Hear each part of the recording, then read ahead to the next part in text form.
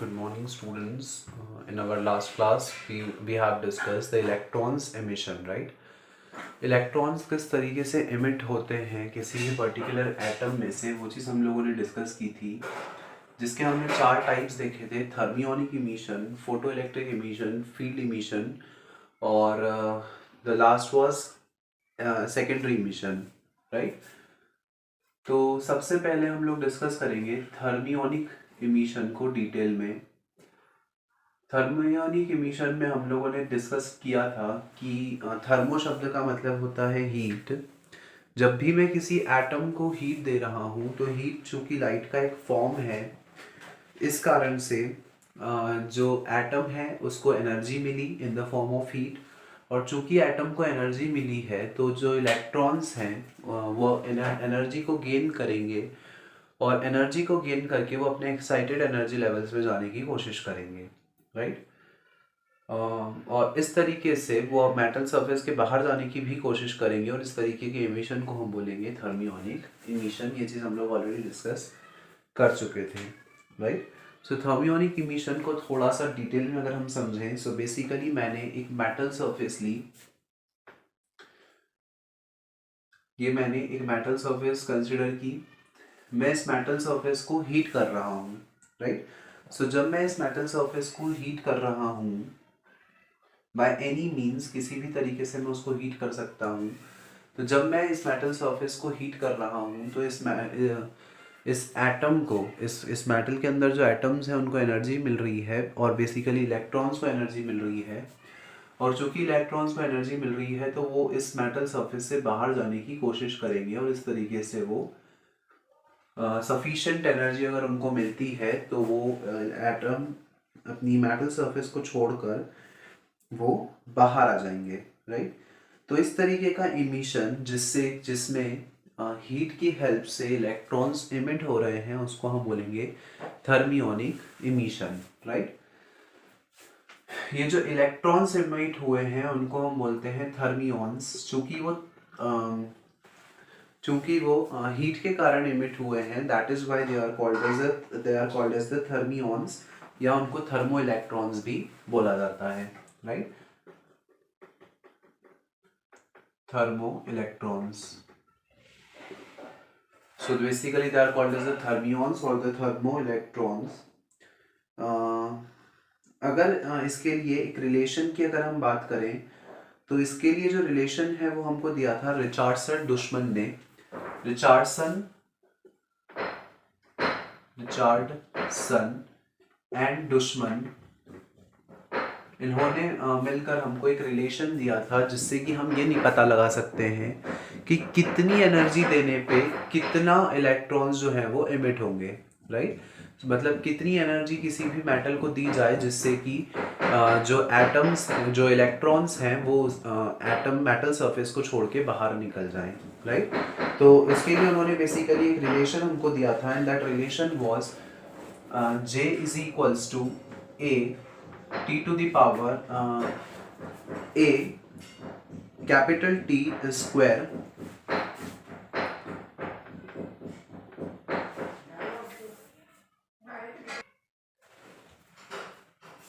minus phi naught by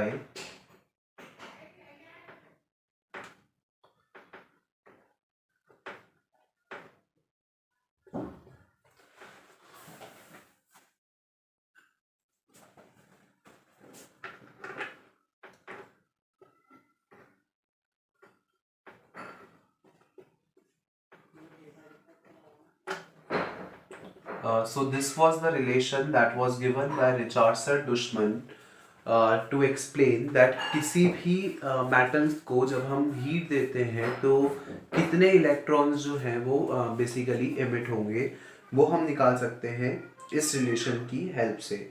जब आप इस रिलेशन को समझेंगे, सो यहाँ पे J जो है वो थर्मियोनिक करंट डेंसिटी है, राइट?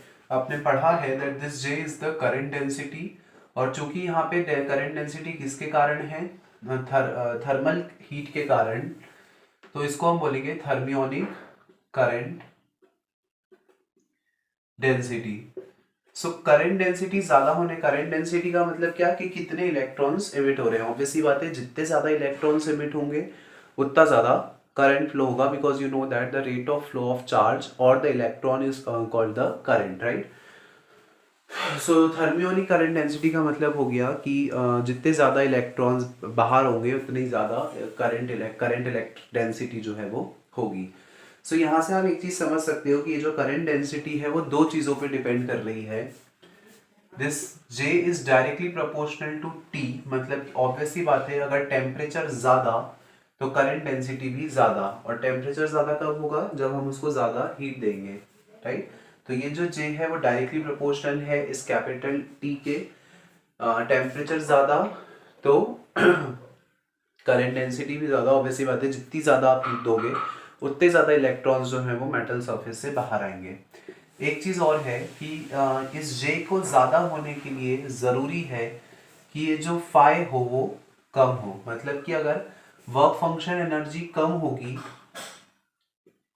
अगर वर्क फंक्शन एनर्जी कम होगी इसका मतलब इलेक्ट्रॉन्स कम ही एनर्जी में बाहर निकल जाएंगे, और जब ज़्यादा इलेक्ट्रॉन्स बाहर निकलेंगे तो ऑब्वियसली ज़्यादा करंट फ्लो होगा। तो अगर हम करंट ज़्यादा चाहते हैं तो वर्क फंक्शन एनर्जी है वो कैसी होनी चाहिए, कम, ताकि कम अमाउंट ऑफ एनर्जी मिलने पर ही इलेक्ट्रॉन्स जो हैं वो मेटल सरफेस के बाहर आ जाएं और जो करंट है वो फ्लो होना स्टार्ट हो जाए, राइट। सो इस तरीके से हम ये समझ सकते हैं कि दो चीज़ों पर जो करंट डेंसिटी है वो डिपेंड कर रही है। अगर मैं थर्मियोनिक इमिशन के लिए एक प्रॉपर मेटल की बात करूं तो सबसे बेस्ट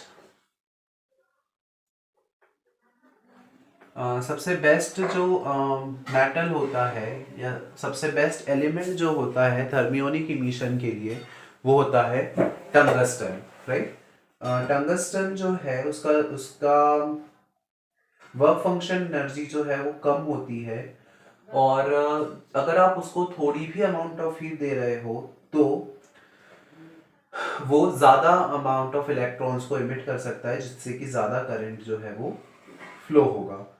टंगस्टन के अलावा थोरियम भी एक ऐसा सब्सटेंस है जिसको कि हम यहाँ पे यूज कर सकते हैं टू इंक्रीज द थोरियम भी एक ऐसा सब्सटेंस है जिसका कि हम यूज कर सकते हैं for the thermionic emission, right. So this is basically what you call the thermionic emission, heat के कारण इलेक्ट्रॉन्स का फ्लो होना। सारी चीज़ें जस्ट पता होनी चाहिए हमको, अगर शॉर्ट नोट में आता है तो we should know that how to write this type of answer, right. Now thermionic, अब सेकेंड है photo electric emission. Photo electric emission is the most important topic of this chapter, तो उसको बहुत ज़्यादा डिटेल में समझेंगे। The next is photo electric emission, photo electric emission, right. You know that photo शब्द का मतलब होता है लाइट और इलेक्ट्रिक शब्द का मतलब होता है इलेक्ट्रिसिटी। तो जब मैं लाइट की हेल्प से इलेक्ट्रिसिटी जनरेट कर पा रहा हूं तो उस इफेक्ट को हम बोलेंगे फोटो इलेक्ट्रिक इफेक्ट, राइट। और लाइट भी आपको पता है क्या होती है, एक तरीके की इलेक्ट्रोमैग्नेटिक रेडिएशन। तो हम ये बोल सकते हैं कि जब हमने एक प्रॉपर इंटेंसिटी की इलेक्ट्रोमैग्नेटिक रेडिएशन को किसी मेटल सरफेस पे इंसिडेंट करवाया, ये मैंने एक मेटल सरफेस मान ली, चूंकि मेटल्स में नंबर ऑफ फ्री इलेक्ट्रॉन्स ज़्यादा होते हैं इसीलिए उनकी वर्क फंक्शन एनर्जी है वो कम होगी, और मेटल्स में जो इमिशन है वो आपको इजीली देखने को मिल सकता है, राइट। सो एक मेटल सरफेस हम लोगों ने कंसिडर की। जब मैंने इस मेटल की सरफेस पे एक प्रॉपर इंटेंसिटी की इलेक्ट्रोमैग्नेटिक रेडिएशन को इंसिडेंट करवाया, तो चूंकि वो इलेक्ट्रोमैग्नेटिक रेडिएशन अपने साथ एनर्जी को कैरी कर रही है, तो ये इलेक्ट्रोमैग्नेटिक रेडिएशन क्या करेगी, एनर्जी को इम्पार्ट करेगी एटम्स के ऊपर, राइट। यहाँ सपोज हमने मान लिया यहाँ पे कोई एटम है, इस इलेक्ट्रोमैग्नेटिक रेडिएशन ने अपनी एनर्जी इम्पार्ट की इस एटम को, जिसके कारण इस एटम को एनर्जी मिली और इसके इलेक्ट्रॉन्स जो हैं वो अपनी ग्राउंड स्टेट से एक्साइटेड स्टेट में जाएंगे, और अगर उनको सफिशिएंट एनर्जी मिलती है तो वो जो इलेक्ट्रॉन है वो इस मेटल सरफेस के बाहर आ जाएंगे, राइट। तो ये जो इलेक्ट्रॉन इस मेटल सरफेस के बाहर आए हैं, उन इलेक्ट्रॉन्स को हम बोलते हैं फोटो इलेक्ट्रॉन्स। और इस तरीके के फोटो इलेक्ट्रॉन्स और इस तरीके के इमिशन को हम बोलते हैं photo electric emission, right. So photo electric emission, जब लाइट या इलेक्ट्रोमैग्नेटिक रेडिएशन की हेल्प से इलेक्ट्रॉन्स को इमिट करवाया जाए किसी मेटल सरफेस से, तो उस तरीके के इमिशन को हम बोलेंगे फोटो इलेक्ट्रिक इमिशन। इसी पर बेस्ड एक इफेक्ट दिया था आइंस्टीन ने, and that was called as the photo electric effect. Photo electric effect हम लोग को डिस्कस करेंगे इस चैप्टर में इन डिटेल। तो उसका एक्सपेरिमेंटल सेटअप भी हम डिस्कस करेंगे ऑल्सो, उसके बहुत सारे एस्पेक्ट्स, किस तरीके से इलेक्ट्रोमैग्नेटिक रेडिएशन की इंटेंसिटी, फ्रिक्वेंसी पे ये चीज़ डिपेंड करती है कि कितने इलेक्ट्रॉन्स इमिट होंगे, इलेक्ट्रॉन्स की काइनेटिक एनर्जी कितनी होगी, मेटल पर किस तरीके से ये सारी चीज़ें डिपेंड करती हैं, दैट इज इलेक्ट्रॉन्स का इमिशन किस तरीके से डिपेंड करता है। ये सब कुछ हम लोग समझेंगे later on in this chapter, right. इस चैप्टर में हमको डिटेल में पढ़ना है फोटो इलेक्ट्रिक इफेक्ट को, वहाँ पे हम लोग समझेंगे। अभी के लिए सिर्फ इतना समझना है कि फोटो इलेक्ट्रिक इमिशन का मतलब होता है जब एक इलेक्ट्रोमैग्नेटिक रेडिएशन की हेल्प से इलेक्ट्रॉन्स का इमिशन हो, तो उसको हम बोलेंगे photo electric emission, right. The next would be field emission. Field emission का मतलब होता है जब मैंने एक प्रॉपर इलेक्ट्रिक या मैग्नेटिक फील्ड अप्लाई की है किसी भी एटम के ऊपर, तो उस एटम को एनर्जी मिलेगी और उस एनर्जी के कारण इलेक्ट्रॉन्स जो हैं वो अपनी ग्राउंड स्टेट से एक्साइटेड स्टेट में जाएंगे, या आई शुड से कि वो अपनी मेटल सरफेस को छोड़ के बाहर निकलने की कोशिश करेंगे, राइट। तो जब आप एक स्ट्रॉन्ग इलेक्ट्रिक फील्ड अप्लाई कर देते हो, बेसिकली यहाँ पे हम लोग इलेक्ट्रिक फील्ड जो अप्लाई कर रहे हैं वो जनरली इलेक्ट्रिक फील्ड अप्लाई की जाती है, तो इलेक्ट्रिक फील्ड के बारे में ही डिस्कस करते हैं। मैंने एक मेटल सरफेस ली और उस मेटल सरफेस के पास में स्ट्रॉन्ग इलेक्ट्रिक फील्ड जो है वो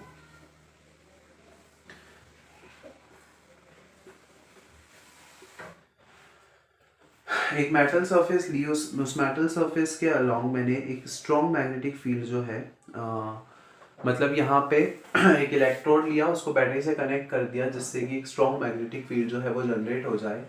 इसके आसपास यहाँ पे एक कोई मेटल रखा हुआ है, चूंकि इस मेटल को यहाँ से एनर्जी मिलेगी और उस एनर्जी के कारण जो इलेक्ट्रॉन्स हैं वो इस मेटल सरफेस से बाहर आ जाएंगे, राइट।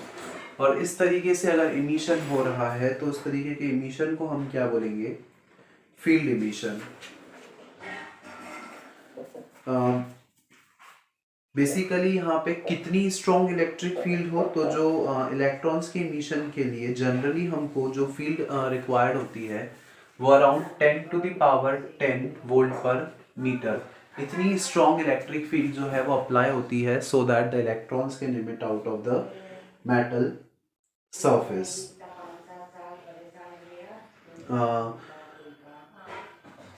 ऑल्सो एक चीज़ यहाँ पे हमको मेंशन करनी पड़ेगी कि जैसे हमने करंट डेंसिटी निकाली थी वहाँ पर रिचर्डसन और दुश्मन की हेल्प के स्टेटमेंट की हेल्प से, तो यहाँ पे जो करंट डेंसिटी होगी that current density will be equals to A capital E का square e to the power minus B by E. So यहाँ पे जो करंट डेंसिटी है that can be given by this expression, जहाँ पे capital E का मतलब है electric field, this capital E is the electric, capital E जो है वो इलेक्ट्रिक फील्ड है। स्मॉल b की अगर मैं बात करूं तो स्मॉल b जो है वो अप्रोक्सीमेट कांस्टेंट है। बेसिकली ये सारी इक्वेशंस यहाँ पे आपको बहुत ज़्यादा डिटेल में डिस्कस करने की ज़रूरत नहीं है, you just need to learn these equations, right। ये क्या इक्वेशंस कहाँ से आई है, कैसे आई है, ये सब चीज़ें हम आगे की क्लासेस में मतलब कॉलेज लेवल पे स्टडी करेंगे। b जो है वो एक अप्रोक्सीमेट कांस्टेंट है, e जो है वो इलेक्ट्रिक फील्ड है। जब हम एक स्ट्रॉन्ग इलेक्ट्रिक फील्ड अप्लाई कर देंगे तो उसके कारण इलेक्ट्रॉन्स जो है वो इमिट होंगे और जो करंट डेंसिटी होगी that can be given by the expression that we have written over there, right. Now the The fourth and the last type of emission, that is the secondary emission.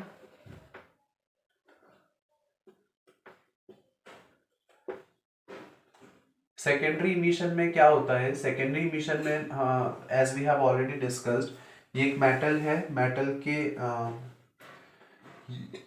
यहाँ पे atoms हैं और atoms के अंदर electrons हैं, right. मैंने एक काम किया, मैंने बाहर से एक इलेक्ट्रॉन लिया और उस इलेक्ट्रॉन को सफिशिएंट काइनेटिक एनर्जी दी जिससे कि वो इस इलेक्ट्रॉन से जाके स्ट्राइक कर सके, राइट। तो जब बाहर से मैंने किसी इलेक्ट्रॉन को, हाई एनर्जेटिक इलेक्ट्रॉन को किसी मेटल सरफेस पे इंसिडेंट करवाया, तो ये इलेक्ट्रॉन जो है वो अपनी एनर्जी इम्पार्ट करेगा इस दूसरे इलेक्ट्रॉन को, जिसके कारण ये इलेक्ट्रॉन्स अपनी मेटल सरफेस से बाहर आने की कोशिश करेंगे, राइट। और इस तरीके से ये जो इलेक्ट्रॉन्स हैं वो अपनी मेटल सरफेस से बाहर आ जाएंगे और इस तरीके के इमिशन को हम क्या बोलेंगे? Secondary emission, right. So these are the four types of emission that we have discussed over here.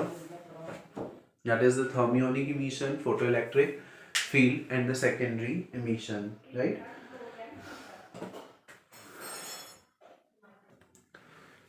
Now, as I have told you that we have to study the photoelectric effect, तो समझते हैं कि photoelectric effect था क्या। ये चीज़ तो हालांकि हम डिस्कस कर चुके हैं कि photoelectric effect का मतलब होता है जब एक प्रॉपर इंटेंसिटी की इलेक्ट्रोमैग्नेटिक वेव को या इलेक्ट्रोमैग्नेटिक रेडिएशन को आई शुड से किसी मेटल सरफेस पे इंसिडेंट करवाया जाता है, तो उसके कारण उस इलेक्ट्रोमैग्नेटिक रेडिएशन के कारण जो मेटल है उसके एटम्स को एनर्जी मिलेगी और जो इलेक्ट्रॉन्स हैं वो एक्साइटेड स्टेट में चले जाएंगे और एक्साइटेड स्टेट में जाने के बाद वो अपनी मेटल सरफेस से बाहर आने की कोशिश करेंगे, राइट। और इस फिनोमेना को, जिसमें कि इलेक्ट्रोमैग्नेटिक रेडिएशन के कारण इलेक्ट्रॉन्स बाहर आ रहे हैं और इलेक्ट्रॉन्स के बाहर आने से इलेक्ट्रिसिटी फ्लो हो रही है, इस पर्टिकुलर इफेक्ट को हम बोलते हैं photoelectric effect. This effect was explained by the Hertz experiment। इस इफेक्ट को एक्सप्लेन करने के लिए बहुत सारे अलग अलग साइंटिस्ट ने अलग अलग एक्सपेरिमेंट्स परफॉर्म किए और मतलब उन्होंने ये देखा कि अलग अलग मेटल्स के लिए ये फोटोइलेक्ट्रिक इफेक्ट किस तरीके से होता है। ऑल्सो उन्होंने ये चीज़ चेक की कि अगर मैं अलग अलग वेवलेंथ की इलेक्ट्रोमैग्नेटिक रेडिएशंस को यूज़ करूँ तो उससे इस इफेक्ट पे क्या वेरिएशंस आते हैं, right. So this effect was studied by so many scientist, जिसमें से कुछ साइंटिस्ट के जो कॉन्ट्रीब्यूशंस हैं वो इम्पोर्टेंट बनते हैं। सबसे पहले समझते हैं कि हर्ट्ज का एक्सपेरिमेंट क्या था और हर्ट्ज ने फोटोइलेक्ट्रिक इफेक्ट को किस तरीके से समझा, right. So hertz has taken the discharge tube. उन्होंने एक डिस्चार्ज ट्यूब ली, इस तरीके से उन्होंने एक डिस्चार्ज ट्यूब ली जिसमें कि लो प्रेशर जो है उन्होंने क्रिएट किया। यहाँ पे उन्होंने एनोड लगा लिया, बेसिकली दो इलेक्ट्रोड्स लिए। जो कैथोड था उसको मतलब नेगेटिव टर्मिनल पे रखा गया और एनोड को पॉजिटिव टर्मिनल पे रखा गया, like this, right. This is the positive, this one is the negative. जो एनोड था वो पॉजिटिव टर्मिनल पे था, कैथोड जो है वो नेगेटिव टर्मिनल पे है, राइट। यहाँ पे उन्होंने गैल्वेनोमीटर लगा दिया। अगर करंट फ्लो होता है तो जो गैल्वेनोमीटर है वो हमको डिफ्लेक्शन देगा। नाउ अब उन्होंने क्या किया, एक प्रॉपर इंटेंसिटी की इलेक्ट्रोमैग्नेटिक रेडिएशन को इमिट करवाया कैथोड पे। बेसिकली उन्होंने यहाँ पे जिंक की प्लेट्स जो थी वो यूज की थी। एक्चुअली ये जो है ये हर्ट्ज और हेलॉक दोनों का एक्सपेरिमेंट हम साथ में ही पढ़ लेते हैं क्योंकि बहुत ज्यादा कोई डिफरेंस नहीं है।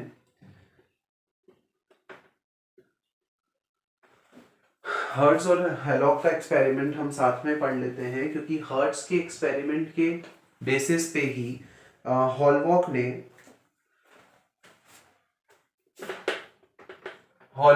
अपना एक्सपेरिमेंट परफॉर्म किया था और उन्होंने साथ में मिलके कुछ रिजल्ट्स दिए थे, राइट। सो बेसिकली यहाँ पे हमने डिस्चार्ज ट्यूब ली। डिस्चार्ज ट्यूब के अंदर दो इलेक्ट्रोड्स लिए और उन इलेक्ट्रोड्स को हमने कैथोड को नेगेटिव पोटेंशियल पे रखा है और एनोड को पॉजिटिव पोटेंशियल पे रखा है। ऑल्सो मैंने यहाँ पे गैल्वेनोमीटर लगा दिया जिससे कि मैं ये चेक कर पाऊँ कि करंट जो है वो फ्लो हो रहा है या नहीं, राइट। सो यहाँ पे जब इलेक्ट्रोमैग्नेटिक रेडिएशंस को इंसिडेंट करवाया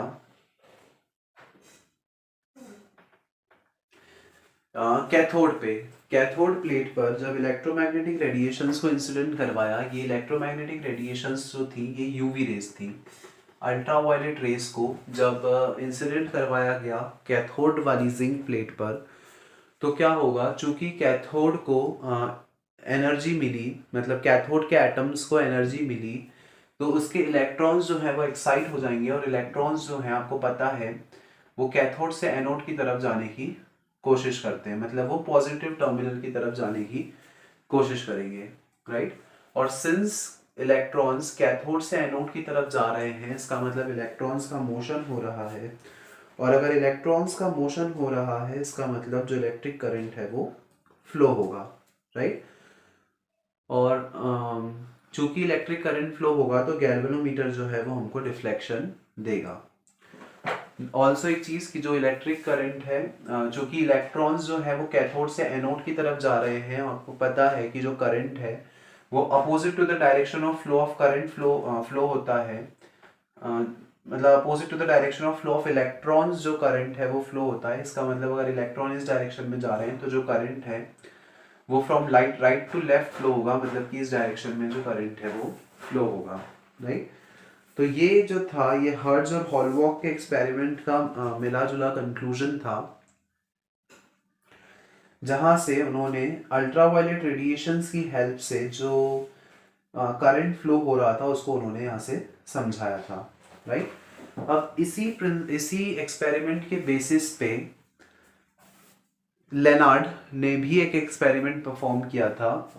उन्होंने बेसिकली इसी में कुछ चेंजेस किए जिससे कि उनको कुछ नई चीज़ें समझ में आई, राइट। तो लेनार्ड का एक्सपेरिमेंट क्या था वो चीज़ हम डिस्कस करेंगे इन अवर नेक्स्ट क्लास।